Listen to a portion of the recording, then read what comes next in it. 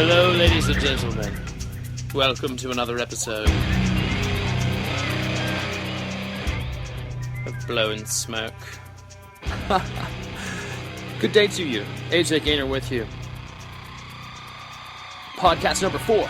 Today's subject: food freedom. What? Yeah, wait for it. You're going to enjoy this, I think. And I had a really big conversation with a buddy of mine recently, and we were talking about elections and candidates and stuff, and so I shared my opinion. We kind of had a really cool conversation, and I decided that maybe I'd go ahead and do that here, because I do find a surprised reaction to my opinion and my perspective and my take on what we should be doing with our election. Good day to you. Find me, hey, Blowin Smoke finally has its own Twitter account. It's AJ Blowin Smoke. It's quite simple. Then you'll see my handsome mug there with my tasty cigar via courtesy of from my good friend B. Rye. And follow me there, and we'll get into all kinds of stuff. The subjects from both this podcast and also the show on redstatetalkradio.com will be covered and will be submitted for your approval. Some music today for you as well, but I said food freedom. So let's dive right into it. I've been bubbling at the top of my esophagus on this subject for a long time, and so it's great to have an outlet for it. Food freedom, first of all, is an idea. It might sound like hippie stuff, but it's kind of cool. It's about decentralizing our food and how we get it. It's about growing our own food as much as we find ourselves capable. And it's about buying foods locally as much as we can, depending on where we are and what's available. All very noble ideas. Some great stuff. Probably, if we had to do it that way, we probably would have a little bit more healthy stuff. You know, there's always going to be fewer preservatives and fewer chemicals, less processing, less travel, less shelf life. So things are fresher, and maybe the good stuff hasn't been cooked out of them. And so there's all kinds of those arguments, or not arguments, but submissions of, well, here's why it's a good idea. And it is. But we live in the modern world, and the society that we live in, and many societies in the world have this same kind of practice where a lot of us are work, go, and that's out of the home. It's away doing other things, businesses, corporate world, owning your own business, whatever it might be. And so not everyone has that time with work and family and personal life, if they have it, and all the other commitments that are part of our being here make it just impossible for some folks to go to that level. But there can be a middle ground. Even though today in the debates and the way that the arguments seem to go, you don't hear a lot about how there can be middle ground. But if we went for it and we decided that we wanted there to be a good balance of both, well, then I would say that we would be capable of doing it.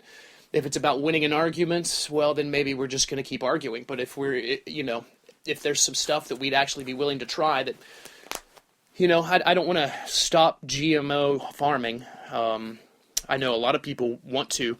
Living where I do here in North Dakota, I recognize that it's not going anywhere. And it's a big deal. And a lot of these farmers and co-ops up here are doing quite well using it. And they feed the world. The wheat goes across the globe, the soybeans across the globe, the beef as well. It's a rich area. And this brings me to why I want food freedom, especially here in North Dakota. I know the farmers are always going to be doing what they're doing. And there are going to be some that are going organic and some that are going GMO and others somewhere in the middle, or maybe some are just growing stuff to feed the cattle and the ranch, for the ranching that they do. But how really cool would it be if some of the families like my own and pretty much every house on my street here in my little township, everybody has a garden of some kind, whether it's a few raised beds or it's a full-on big one like mine or a couple of my neighbors.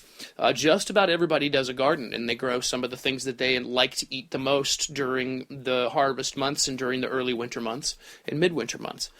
And then on top of that here in North Dakota, you have this amazing game and fowl and fish. I guess it's all game, but fowl and fishing and hunting and local game on just this grand scale from pheasant to grouse to the upland game birds. Then you have the ducks and the goose, which are, You find those all over the place, but we're right there on that migration trail up the Continental Divide. I'm not very many miles away from a sign that marks the Continental Divide and our elevation at about 1,100 or 1,400 feet, something like that. I think it's 1,100. But imagine this. A local restaurant here in North Dakota, maybe on a lake, and they can serve quail and they can serve pheasant, and it's all local, and they can serve the lake trout, they can serve the walleye, they can serve the perch, they can serve the northern pike, which I enjoy. A lot of folks don't like that fish. It's a little slimy while you're cleaning it, but once you get it cleaned and cooked up, it's good stuff. I love food as a subject. I'm so glad we're doing it on Blowin Smoke. Thank you for being here. But imagine that. That's kind of my thing. I have a culinary degree. I cooked in high school. I did about 8 years of cooking in a row, plus the 2-year degree, and stopped cooking when I was about 22 in restaurants, and then got back into it after I got out of 12 Stones. And food's always part of my experience with everything, traveling and friends and family. We always had a dinner when I was growing up, family around the dinner most times, unless someone was at work. But then it would be the rest of us, so there'd only be one person missing. But I really value that, and I do it at home now. We have a sit-down dinner every evening, and we're at the table there, and we have conversations. And I learned from my grandmother. Her cooking was phenomenal, as most of our grandmothers are, and that piqued my interest, and I was cutting biscuits as soon as I could reach over the counter and learning. And so for me, there's literally a place 2 miles from where I live, 2.5, on a beautiful lake with an amazing facility and a great large dining room and little events center there and a nice bar. And I think about the venison and the pheasants and the fish, all of it, and the local fruits and the popular vegetables around here, and even some of the classic recipes that are known in this area for the German and the Polish populations in this region. And it's just, my goodness, what an opportunity missed. And the reason we can't do it is because of the FDA. The reason we can't do it is because it's a centralized federal government regulating and monitoring and making rules about who can eat what and do what with what food and what they've got. And I just can't help but picture a system where, sure, I mean, you have to get a hunting license. Absolutely. But if the person who gets licensed decides that they're not filling their freezer, or they're going fishing and they catch their limit, and they caught their limit last weekend and they haven't eaten it, so this weekend they want to sell it to a local restaurant, I don't get why that's not okay. If there's an inspector, a health and restaurant inspector that comes into the facility and gives it a grade, then why is it not now an inspected facility capable of processing game? Well, I know there's a lot of answers to that and a lot of arguments, but I'm talking about freedom with our food. And what I would suggest is that if there's a restaurant that can't do it well and ends up somebody gets sick or, there's some kind of issue, they probably don't stay in business.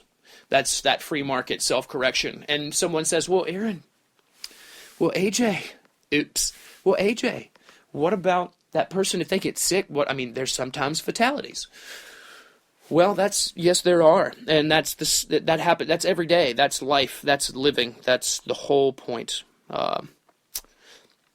I guess there's the story of the person who works out how many hours a week, and we find out that they got hit by a bus, and they've parted ways with the earth, and they're no longer with us. But boy, it's a good thing all those restaurants couldn't serve local game, because that person might have gotten sick and died. That reminds me, I put on my Facebook that everyone who has ever eaten carrots has died. It's true. I totally agree. If we're gluttonous and we load up on something like sugar or cholesterol and those kinds of things, it takes its effect on us. That is the story of living, the effect of our environment on us. I hope you'll check out the latest edition of Blowin Smoke on Red State Talk Radio. I talk about the value of the human organism and what it is that's turned me into someone who has and does value the human organism. I hope you'll check that out. Heavy stuff. No, it's just about being able to eat what you want and having people fix all of the beautiful foods that surround us on a daily basis in this plentiful, bountiful land called the USA. This is the song, see, some of the food right there. This is Galactic Cowboys, the first song I ever heard by them. It's called I'm Not Amused.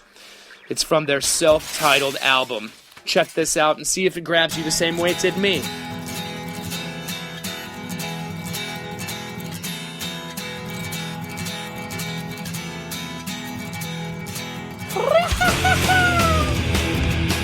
You'll get it later.